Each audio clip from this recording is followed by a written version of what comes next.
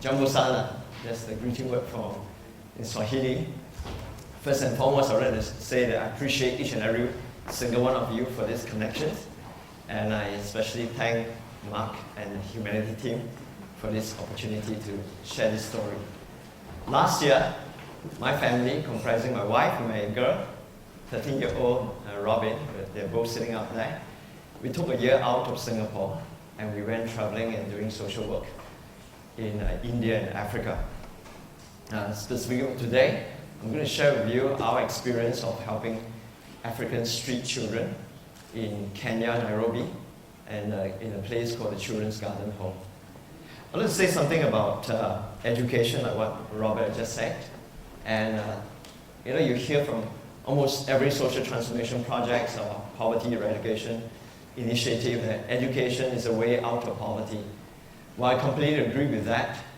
Having gone through some of the more in-depth, up-close and personal experiences with some of these very poor children in tribal, rural, and the slum communities, I'd like to share some of these insights and in-depth experience that I had with them, that perhaps not all the conventional education systems and focus and emphasis are completely applicable to some of these children here. But one thing about children, this is a picture in a tribal community.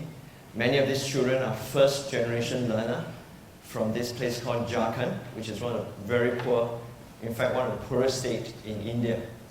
In other words, in this 21st century, almost none of the family members, the parents or the grandparents have ever been to school. These are the first lot of children who are going to school. I'm not going to touch too much on this Indian project, but I want to say is that wherever you go, there's something that's constant in every child.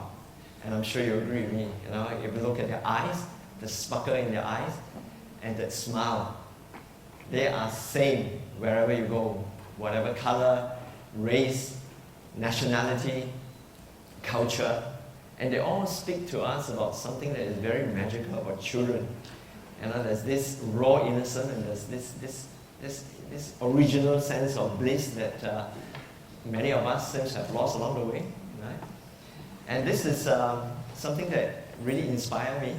And when I came to Africa, and I sensed the same thing in the African children, I'd like to share about this particular children's home called the Children's Garden Home in Nairobi, Kenya.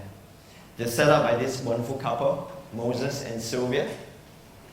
Like the children in their home, 150 children who are living in this home now, they were from very poor background. In fact, along our journey, we have come across so many inspirational individuals. Once upon a time, they were street children and they had nothing.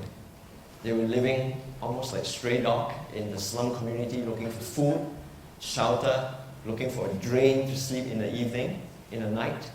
And in the day, they will have to keep away from the public for fear of being dragged, beaten up, and bullied, or worse, kidnapped, sold. Moses, when he was very young, he has calling. His father left the family, and he was very angry with the father. But he managed to turn this anger into a very positive motivation. He said to me, he says that at a very young age, he said to himself that when I grow up, when I become a father, I'm not going to be just the best of the father to my own children. I'm going to be the best of the father to children who are like myself, without father, without mother, or homeless in the street. And that inspired him in year 2000 to set up the Children's Garden Home in Nairobi. And today, there are 150 children who are boarding in his home. They are primarily rescued from the street, either by social worker, government agencies, or they themselves going out there and looking for these children and talk to them and say that, look, come live here with this big family, we'll raise you up, and there are lots of brothers and sisters, and you get a chance to have a chance to attend school as well. I came across many children who are like Silas Manolo. He was brought to this home, rescued to this home at the age of 1 year old. Mother died, father couldn't be found, so nobody cared for him. He got rescued. Luckily, he got rescued to this particular home. And in this home, there are children who are just toddler, infant, to children who are 18, 19, and now coming to 20 years old. This home has been around for 11 years. This is the 11th year. And the children who are coming in on the very, very first pioneer batches are now coming to teenagers. And for those of them who can really go and go on to a college or university degree, I know who to look for. I look for Robert. But having said that, I'll be honest to share with you that what we saw is that when this home have got challenges with money all the time, Moses has been struggling for the past 10 years. He relies solely on donations for the first 10 years. Money sometimes comes in, sometimes don't come in. And what happened 1 month before we arrived at this home, there was a food crisis. And when they have food crisis, they have to slice the bread into thinner slice so that every one child get at least some bite. In this kind of situation, many of these children have very, very little.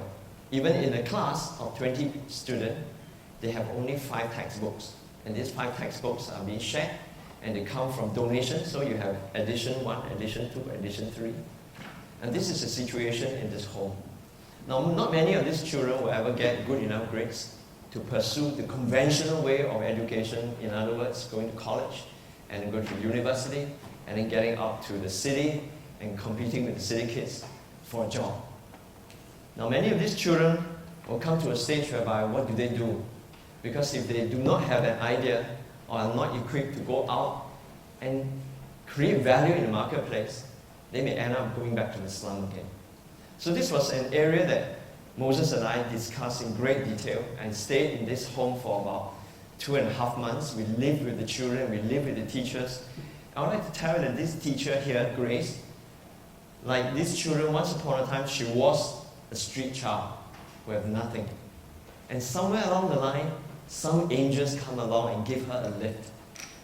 And today, even for free, she comes, she stays in this school, and she gives back to the children. In other words, we keep saying that the poor don't neglect the poor. The poor keep coming back, especially people who have been there, done there, who can look after themselves. They come back and help the other children. And I saw that there's hope for these 150 children.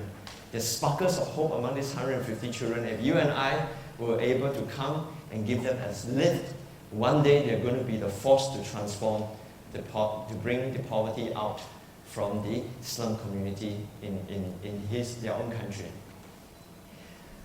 Children living here, they manage another home by themselves. There's no servant, there's no paid staff. Okay, every older boys and girl will be given a younger charge.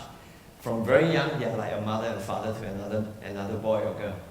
And they look after them, feed them, clothe them, bathe them, and making sure that they're well looked after. Children here, they enjoy life in a very simple way. A wheelbarrow to us is a laborer's tool.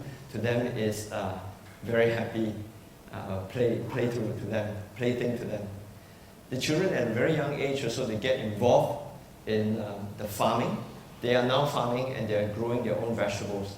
Okay? Kids love football, they play. But more importantly, I want to share about what some of these children are now, what we hope to be doing to help prepare these children for the years going forward tomorrow. There was this situation in this home whereby they have not enough furniture and they do not have doors to some of these classrooms. So we suggested an idea. We got a carpenter in to start a workshop in the home so that the children get involved in making the doors. So in other words, they can learn a livelihood skill at the same time they make their own doors. So they have a tremendous sense of belonging and achievement in that. So about 3-4 weeks after that, they created their own furnitures. They're very happy about that. Now the children do not get to eat eggs because of affordability issues. So we say that instead of getting donations money to buy eggs and then you finish in one meal, why don't we create an egg factory? So we started a chicken farm, but we created a children committee to look after this chicken farm. This children committee will look after the process, look after the money money comes in from the sales of eggs, the money goes out from the purchase of the feed and all that.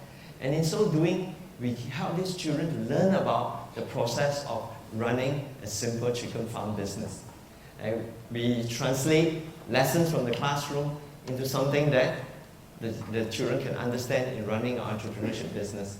Example, we ask the children, how many eggs last week? 10, that's good. How about this week? 15, that's very good. You learn percentage in school? Yeah, of course, good. So what's the percentage increase? Don't know.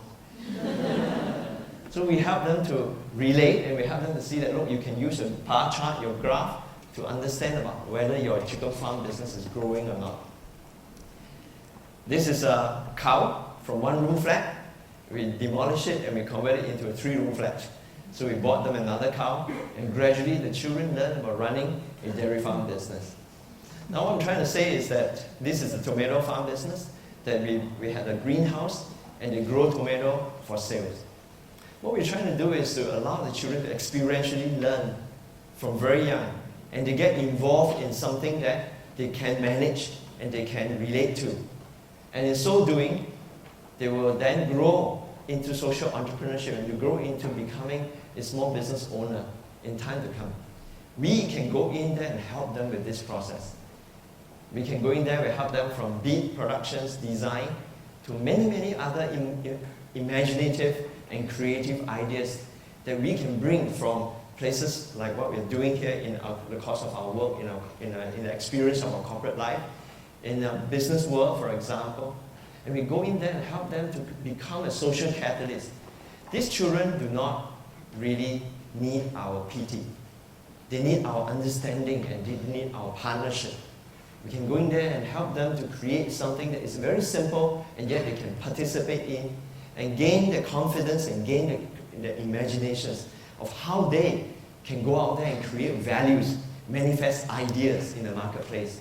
And as a result of that, they can lead a life of self-reliance and at the same time to help them home and transform the community in the days going forward. Okay, they have very little, but I think all of us can play a role in these little lives that one day they can grow up from a little acorn into a mighty oaks, and they can provide shades for other little acorns to grow up to. With that, I urge you and I encourage you, and you want to know more about this project, just come and grab me later on after this talk, and we can help them to become change maker for a better world. Thank you very much. And